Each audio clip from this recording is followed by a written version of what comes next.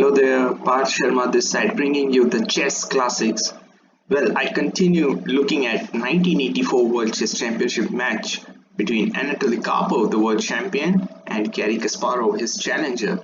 So, after 6 games, Garry Kasparov was in dire straits. He was trailing 2 points behind Anatoly Karpov, who just needed 4 wins to retain his title.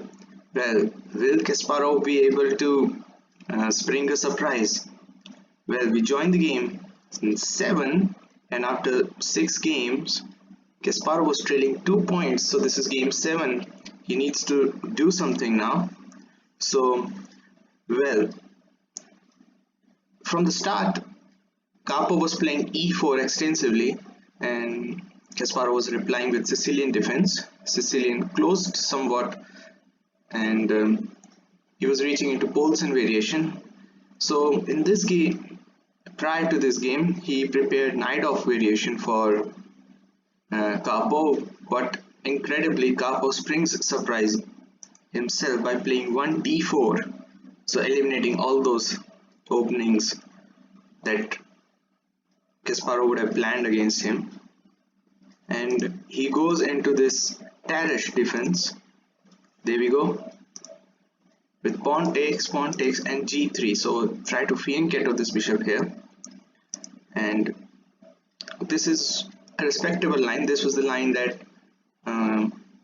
Spassky played, or I should say Petrosian played against Spassky, and Spassky responded with the same. And very famous line indeed. Kasparov respected this line and backed himself to earn rewards, especially win in this desperate times.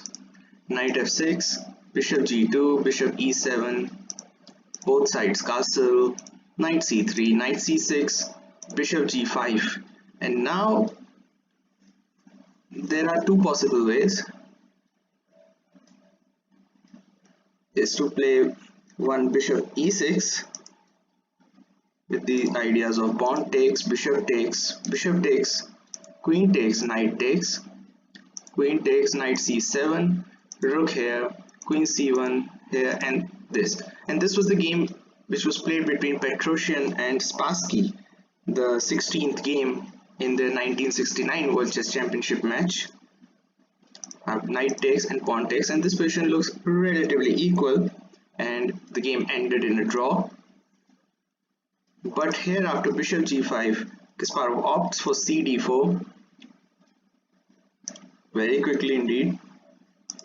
Knight takes, h6, just kicking that bishop away. Bishop e3. And in the game 2 of Petrosian Spassky match, Spassky played bishop g4, and they reached this complicated position where Petrosian had some initiative, but the game ended in a draw. So Kasparov comes up with this rook e8 move. So slight of a novelty and respected line that Kasparov is backing here, and there are few variations here. And in the candidates match, Alexander Belyavsky played queen a4 in this position, and Kasparov won a very good game there, and black got a good initiative in the queen side, and it was a very great win for Kasparov that he won that match. And in another game of that Belyavsky match, he played queen c2, Belyavsky, with white pieces, and bishop g4. The game continued like this, and the position was quite level, and the game ended in a draw. In the candidates match against Korchnoi and Smyslov, and Smyslov in particular in the finals, Smyslov played a3 in this position instead of queen b3, and Kasparov won that game as well.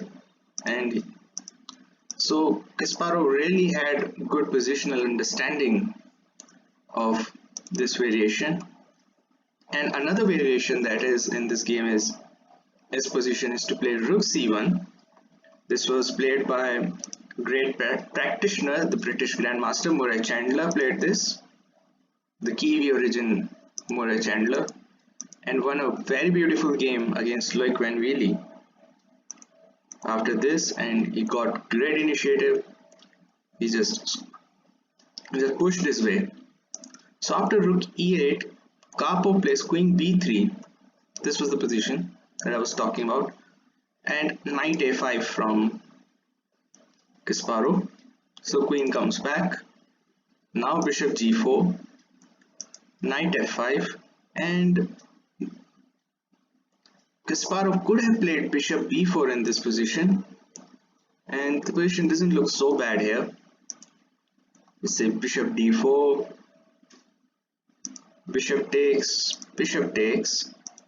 rook takes e2. So black gains a pawn, queen d3, rook e8, but black will eventually pile up a lot of pressure, and rook c8, and this position is also equal, and chances are that this pawn will also drop, this knight stands loose, and these double pawns won't be good in the long run. So, and by the way, white has two bishops as well, so this could have been playable. So after knight f5, Kasparov comes up with rook c8 in this position. Obviously not taking this because of b6 traps the bishop, and knight takes e7 being played. Kasparov takes with the rook. If queen takes, then bishop takes a7. Now this is not trapped. And if you play b5, then bishop b6 is very annoying. Black will give this pawn for this knight, so black can possibly two pawns down in this position, or maybe a pawn down because e2 is en prise. So it's very annoying indeed. So instead he plays rook e7, good move, and rook d1. So piling up pressure on this pawn and also looking at the a7 square. This is a very good strategy from Karpov. Very strong moves. Karpov was playing very quickly here. He was following his preparation, whereas Kasparov was consuming a lot of time. He took almost 20 minutes playing rook c8 move. So which knew that Kasparov was not familiar with this preparation or this moves. Bishop d4 being played. Oh, let's come at bishop d4 instead of rook a d1. So if this happens, then rook takes, exploiting the pin, queen d3, rook comes back, rook fe1, rook takes, knight c6, bishop takes, and queen takes d5, and this is a drawn endgame. This is a draw. Probably white and black both don't have too much initiative, but rook a d1 played, and queen e8 by Kasparov, h3, and if bishop comes here, let's have a look at that move, bishop e6. Then bishop takes pawn, b5, and bishop b6 is very annoying, as I already mentioned. So bishop h5 played. Obviously taking here would mean bishop takes pawn, and this fork is nasty. No time to take with knight because of the pin. And now an authoritative move by Karpov. He plays bishop takes d5 here. Let's have a look at the moves like b5 here. If b4, then this loses tactically with rook takes e3. If pawn takes, then queen takes comes with check, and you pick the knight. Not ideal. And if you play a3 here, then this can dilute to a draw. It's queen c1, and now there is no rook takes trick because queen defends the square. So knight takes d5, exploiting the pin, and rook takes d5, and the position still looks okay for both colors, so there aren't any significant threats in this position. So coming back, after bishop takes d5, he plays bishop g6 in this position, and if he is going for a win, he will play queen c1, which he did. Well, let's have a look at the moves like queen takes g6. Pawn cannot take it because of the pin, so remember that. Knight takes queen g4, knight takes c3, b takes c3, and not capturing this one, that would be mistake because bishop d4 attacks the rook and threatens mate in 1, so you will lose the rook. Bad luck then. But black plays rook e4 in this position, and we dilute into the endgame where white has an extra pawn, but this can be easily tracked down by these two pieces, and this is a queenside pawn, this queenside equality, so the extra pawn is at the same side. The game can end in a draw. But after bishop g6, he goes for queen c1, so he's playing for the win. He's retaining the queen, and yep, he wants to create a lot of pressure here. Knight takes d5 being played, so rook takes d5, and now knight comes to c4. So this is also an annoying situation for white, where this knight is in your territory, and without light square bishop, this knight cannot be tucked away, and also this attacks the bishop which is guarding this square. The knight cannot take it.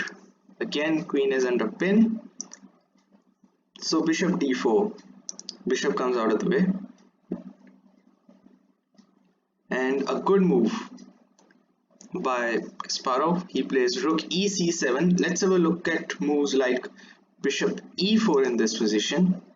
Well, this can be too casual because after rook c5, rook takes, bishop takes, attacking the rook like this, and also knight is attacking the bishop, remember. So rook comes here, bishop takes a7. White is 2 pawns up in this position, already threatening taking this knight. Dream position. After rook e c7, if he plays rook takes e2, another move. Okay, instead of rook e c7, if he plays rook takes e2, it was very surprising the rook jumped from there to there. Then knight takes, queen takes, and this loses because after rook e1, queen d3, and queen is running very short of squares. And a tactical resource, rook c5. Excuse me. If rook takes, then this is mate in 4. Very stylish mate. Rook e8 check, king h7, rook h8 check, king takes h8, queen takes h6 check. Pawn cannot take it because of the pin. King g8 check, and queen takes g7 mate. So the rook cannot be taken. So after rook c5, he can play rook d8, but then rook takes c4, and white is a whole rook up. So that's why after bishop d4, he plays rook e c7. Good decision. And here Karpov plays the move b3. Practically he could have played rook d1 in this position. Let's have a look at the moves like rook d1 here. What happens here? Queen comes to e6, king h2 defends the pawn, and bishop e4 attacking the rook, rook h5, and you cannot play this because of queen takes, so this position is somewhat a drawish position. But b3 is somewhat, you know, you say putting your paddle, you're putting your foot off the paddle, as you have good pieces lying in the center, already pressure on a7, so you can try to play, you know, a little bit aggressively by the moves like rook d1. He tucks back knight b6, rook e5, queen d7, queen e3. Now he has a chance to play queen takes h3. Let's see what happens then. He plays f6, by the way. Kasparov played f6. So after queen takes h3, what happens? Rook d1, f6, rooks get exchanged, queens get exchanged, and with equal pawns, the game would end in a draw. But after queen e3, he plays f6, Kasparov.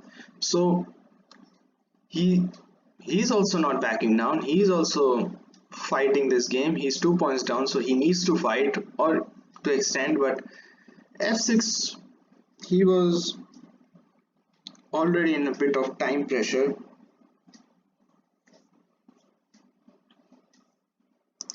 Rook c5, rooks were exchanged, and now queen takes h3. So he's recovered his pawn back, Kasparov. Rook d1, and here Kasparov played h5. He was running very short of time, and yeah, he was a little bit nervous because he's 2 points down. He didn't want to lose this one. But let's have a look at the moves like bishop e8. Now this is another thing to take care of. If bishop takes, then bishop c6, you cannot retreat this bishop or take it because queen g2 queen here would be mate. So the only way to defend this checkmate is to bring something in between here or here. If knight d5, rook e8 attacks the queen, queen d3, and now pawn takes, and the position still is equal. And with this knight already in a critical square and bishop successfully defended by this pawn, this bishop indeed looks like a good bishop and the position would have been drawn. But after rook d1, he plays h5, Kasparov. Rook d4. Of course, if this is taken, then exchange up, winning position for white. So after rook d4, he plays knight d7, so attacking the bishop this way. Well, in this position he could have gone for bishop takes a7. Let's have a look at this. He played bishop d6.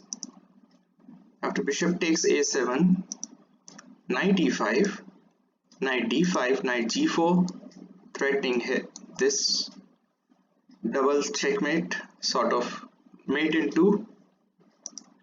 So knight e7 check, king h7, and rook takes g4. Of course, pawn takes loses because the queen won't be able to recapture.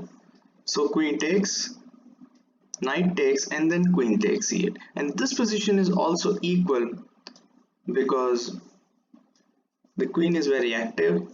Although white has an extra pawn, but still black can create its own passed pawn and create some counter attack. So this position is a little bit drawish, I would say. So after knight d7, he plays bishop d6, which is also good, not bad. Bishop f7, so knight d5, so he's bringing his knight, and here Kasparov gives up his bishop. Well, let's see why that would have been important, because after rook takes a6, and suddenly this knight looks a little bit odd here, and white pieces look incredibly active. This queen in E on h3 isn't able to create any attack against this white king and looks somewhat misplaced here. So bishop comes back to f4 and knight is forced to go to e8 to a very poor square. Not ideal at all. Queen d3, and here knight e6 would have been a better move with the ideas of attacking this bishop, but queen g4 was totally overlooking move, because if rook d6, then there are no chances to pull this knight out, and after rook b6 this rook cannot defend because the bishop controls this square, and this pawn will also drop.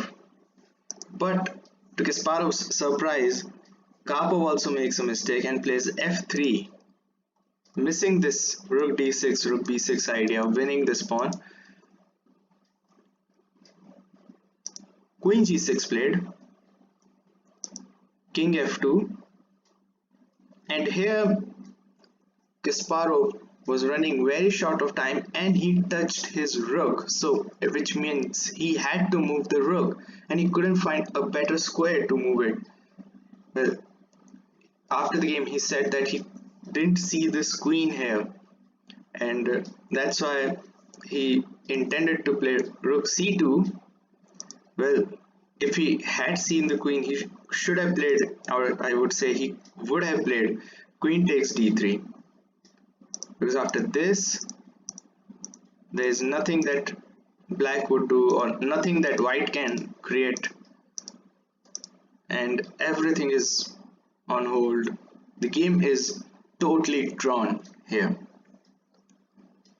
But after king f2, since he touched his rook, he had to move it to c2, and this allows queen e3 in this position. So queen e3 threatening queen e7, and this, and a very powerful attack indeed. Black is totally hopeless in this position, but still rook c8, queen e7. Probably he could have played queen f7 here. Instead he played b5, which loses immediately, because after rook d8 rooks were exchanged and this bishop is better than this knight. Queen f7, bishop d6, g5, queen a8, king g7, and after queen takes a6 Kasparov resigned the game. So it's 3-0 after game 7. Now what happens after knight h7? Queen takes b5, queen f2 check, queen blocks, queen takes b4, and this pawn runs home. There is no counter attack from this pawn because the bishop controls h2 square. This position is totally gone. Wow. If Kasparov wasn't feeling crushed, he certainly would have after this loss. And he was losing his self-confidence as well, because Karpov was a very dominating figure on the chessboard and he was playing with sheer confidence that was oozing on Kasparov, and it was intimidating to Kasparov. When was the last time you saw Kasparov being intimidated? Well, this was it. So after game 7, it's 3 wins for Karpov. What happens in the next decisive game? I'll be bringing it to you in the next video. I hope you liked this one. Thanks for watching. Cheers. Bye.